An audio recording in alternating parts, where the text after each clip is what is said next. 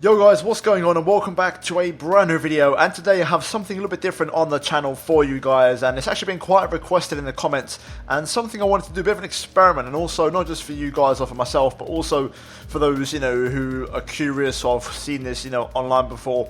And we're going to give the esports series a go. Now there's I believe 3 different events running over the next month or so. One of them already occurred. The second one is ongoing at the moment, and I believe there's going to be a third one later on. And this is to qualify for Esports 2020, and the 2019 season hasn't even started yet officially. We've only had the pro draft so far, but we're currently on the F1 game and we're on the menu screen. And if you go into the F1 Esports tab, you can enter into the event here. And I had a go at this earlier on today. I just had to try it. I've done 3 attempts of this event. The first 2, in both of them, I crashed on the first lap. My third attempt, I actually got a smooth run, and I went all the way to the finish, and I actually got 38th in the world. You can see on screen. I was quite surprised, really surprised, because like I said, it was my third attempt. There's 2,527 people in total, and we managed to get 38th in the world, which is not bad at all. And in this one, I was using 105% AI difficulty, and I was using a default setup. So yeah, overall I was happy with that one, but I know I can do better. So I thought to myself, you know what? Let's have another go at it. Let's do a setup. Let's go a little bit harder on the difficulty, maybe try 106, 107, and see if I can try and achieve the goal. Now, for this event, you're actually racing as Sebastian Vettel in the Ferrari. And it's a very interesting one because you're in 4th place on lap 65, and you've got until lap 70 to try and get to 2nd place, basically. So it's very important, and you're going to accumulate more points, depending on your assists and also the race settings. So in my case, I'm using no assists here, as you can see on screen right now. Also, race settings, I'm using no flashbacks because flashbacks off gives you extra points, and also the AI difficulty ultimately is going to give you more points. So you've got to try and go as high as you possibly can. Now, me personally, I'm going to try 106 on this attempt with a setup, because before I was doing 105 with a default setup, and I managed to overtake Bottas, who was 2nd on the last lap of the race. So I'm going to try 106, a little bit harder. If I feel like I can still get away with more and I'll try 107, then I'll give that a go later on. But yeah, we're going to try 106 and we're going to jump into it and see how we get on. But overall, it's going to be interesting and a bit of an experiment. Let's have a little bit of fun. And could we qualify for esports in 2020? You never know. Let's give it a go. We're live on the outskirts of the capital, Budapest, at a track that's extremely popular with both the fans and our drivers. I'm of course talking about the Hungaroring, where we're about to begin the Hungarian Grand Prix.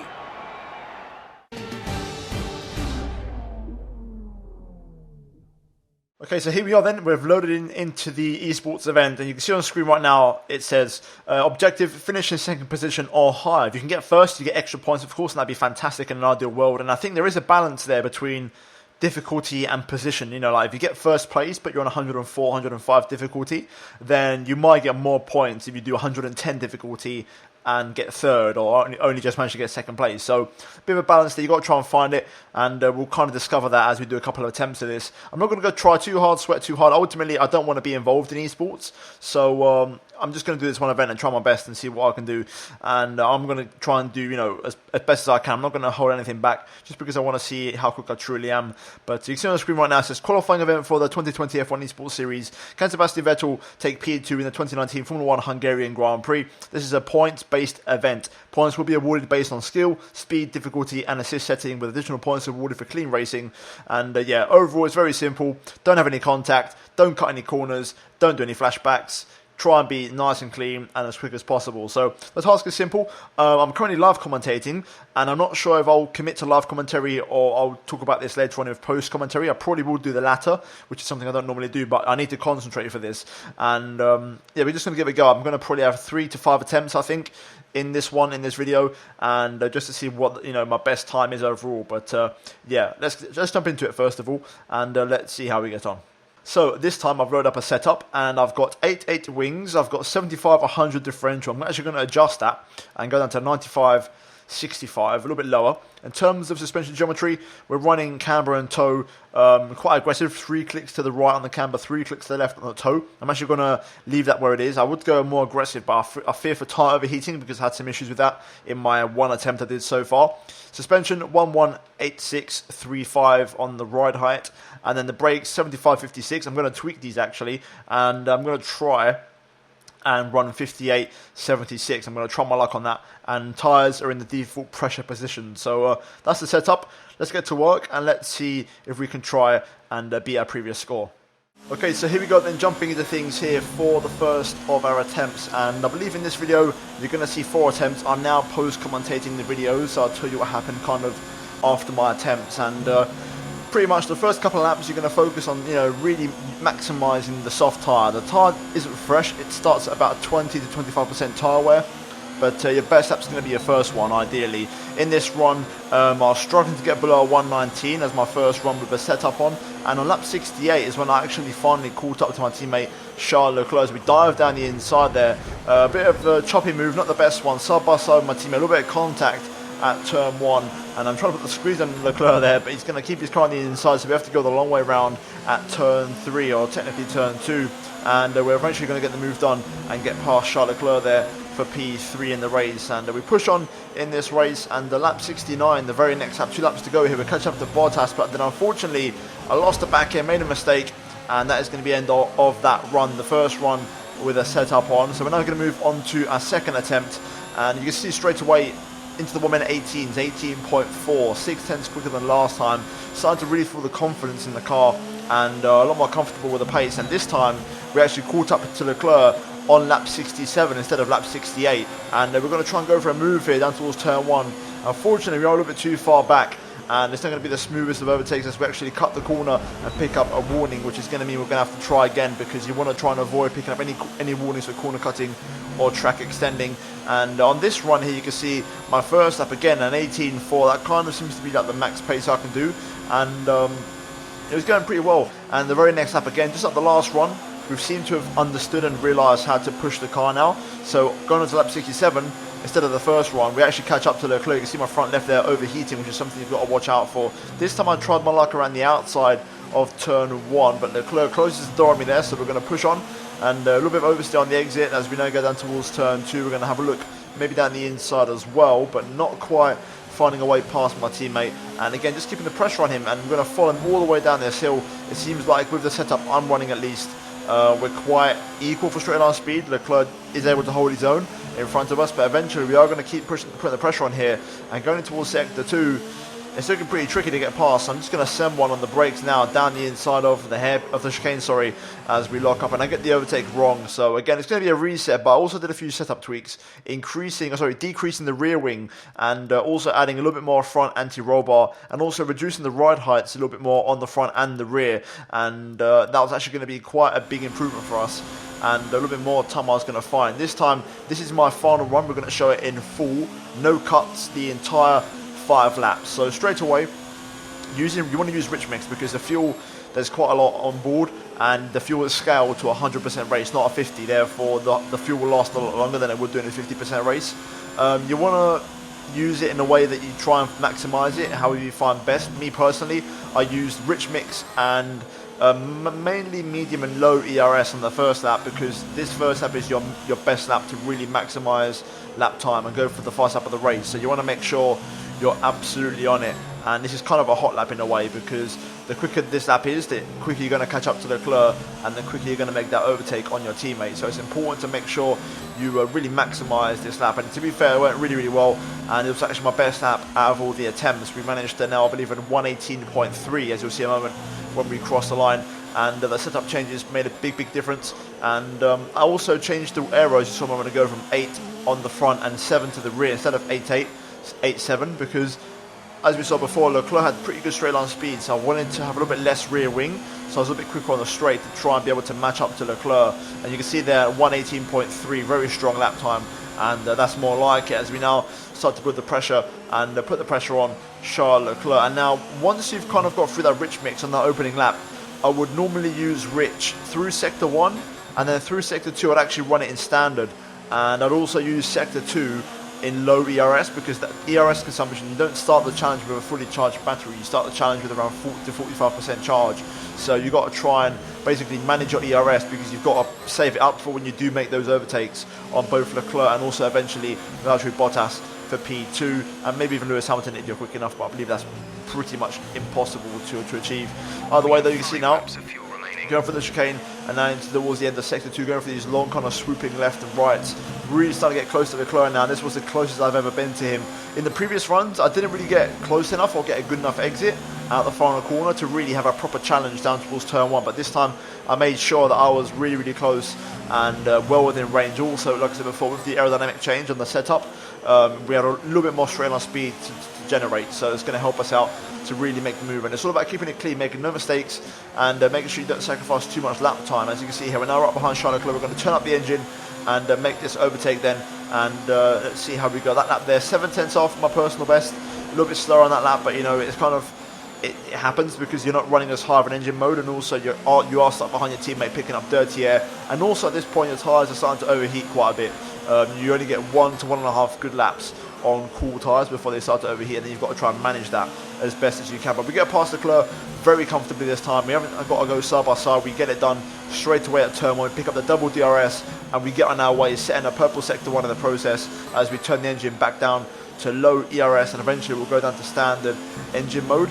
At this point, it's around lap 67, where depending on your fuel, you can maybe just about run rich to the end. It's very close. Find what works best for you in terms of timing and also the way you drive to your style. But basically, I think once you get past Leclerc, 9 times out of 10, you should be okay to use rich mix to the flag, to the finish line. And in this attempt, I got it absolutely spot on. So if you watch the tape back in detail, you'll see exactly where I use rich and standard, and also medium and low ERS modes. Either way, you can see visibly how much we've caught up to Valtteri Bottas, who's on the medium tyres in the Mercedes, and we've left Leclerc behind this lap. Again, pretty strong lap, purple sector 1, 2/10 down in sector 2, and we're going to cross the line here. And as you can see, we're actually going to turn the engine up because we've got a little bit of battery to deploy, which is good. Again, running low in sector 2 seems to help me out, and it gives me a bit more performance, which I can deploy on the straights, which is where the Ferrari has its true strength. We'll lock up into turn 1, but luckily we do get a good exit, so turn 1's a friendly corner. You can turn and be very aggressive and make up a lot of time on the early part of the corner, but then you'll lose a little bit on the exit, or you can go very deep into the corner, kind of focus on your exit. There's 2 ways of going about it, and I find turn 1's very, it's about the same either way you do, you know, whatever line you take. But you can see now it's starting to really catch up to Leclerc, to Bottas now, and we've actually left Leclerc behind, and we now completely focus on the Mercedes. And again, keeping a rich mix now to the end because the fuel should just about be right in terms of the way we've managed it. And at this point, it's all about ERS management. That's all you've got to worry about for the remaining couple of laps of the race. And I believe on my on the attempt I did off camera, which was my first completed attempt with the default setup, I caught Bottas going on to lap 70.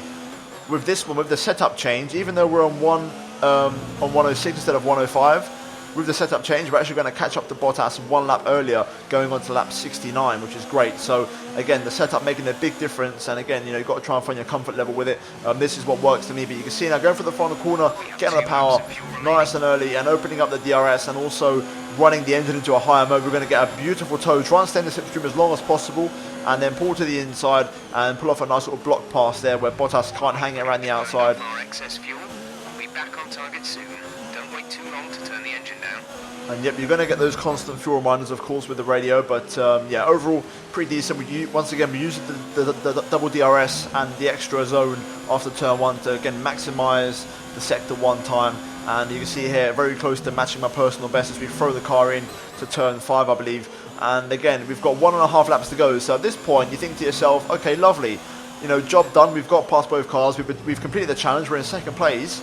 And you can relax, but you can't. This is when you've actually got to push more than ever before. You know, the tyres are struggling for grip, you're running out of fuel and battery, and this is when you're going to make up those precious tenths of a second by really maximising the lap time, making no mistakes. And it's now when normally you would relax, or, you know, not have to worry about overtaking cars when you make silly mistakes. At least that's what happened to me. So at this point, it's more important than ever before to actually keep focused, really stay zoned in, and stay in the zone, you know, really focus on all those little details, apexes, whatever gears you use, you know, braking, whatever it is, you've got to stay absolutely 100% focused. You can see here, going into the last lap of the race, now we're going to get to use the rest of our fuel, and also you can see my front left there overcooking and overheating a little bit, so we've got to keep an eye on that for this last lap. But also you want to try and time it with your ERS deployment to use up all of your battery on this last lap. You want to use it in the main zones, you know, on the straights where this Ferrari is strong. And you can see here I'm trying to push the limits. The front left, which is overheating, locking up down towards turn 2, but we use the hot lap mode, and actually we're going to dip into overtake again on this straight here to really maximise the straight line performance of the car as we keep on pushing and matching our personal best with the first sector pretty much, just a fraction off. And again, sector 2, important to not make any mistakes. I was very good for the chicane, made no mistakes through here, didn't lock up once, kept it very nice and clean and tidy. So far so good. And also you want to make sure, you know, you try not to do any mistakes. Like I said before, this is like the critical time. You know, you've got no cars to overtake and you think you can just put your feet up, but you've got to keep pushing and, you know, giving it everything you've got. And overall I was really happy with this one. You know, I believe overall it was my 7th, or I think it was my 8th attempt all in today since I've been trying it, and to be fair, that's not much. And I seem to find that connection really, really quickly. I was really, really happy with the car, and it seems to suit my driving style. Lewis wins the race, of course. It's very hard to beat Lewis. I think, you know, I say impossible unless you have like 100% AI difficulty. But we crossed the line, P2, we complete the challenge, and job done. Very good stuff. The car was good, setup was good. I felt happy with that run. There wasn't much more in that run, to be honest. There was maybe a mistake where I ran wide of turn 1, I believe, once. But other than that, it was a very strong run. I was really, really happy with it. And maybe I could have done 107 because I could have allowed myself to catch Bottas on the last lap. So I could have run a little bit higher AI difficulty. But other than that, there wasn't much more I would have changed. And I was actually quite surprised with the result of this and where it put me on the leaderboard. But guys, that is it for this part of the video. We're now going to move into the actual results. Right, so here we have the results then as Hamilton wins, and we get second place and 12.3 off the lead. That was how close I managed to get. Fastest lap being 118.310 on 106% AI. I'm actually quite happy with that one, to be fair. It only took me a few attempts, but overall there was really no major mistakes, and my overtakes were clean, effective, calculated, and beautifully timed on the pit straight. So overall, very happy with that one. But now we're going to look at the actual final score and see what that adds up to. Okay, so here we are then once again on the leaderboard, and you can see there Jarno Opmeyer, I want to say. He drives for Renault, so he's actually an esports driver, I believe. He might be a reserve, I'm not really sure. I want to say he is a driver this season, so for example, he wouldn't be counted. Further down, though, you've got Lasser, who I've raced with in league racing before, Brownie as well. You've got Sonna Saltunk, of course, who was in Alfa Romeo last season.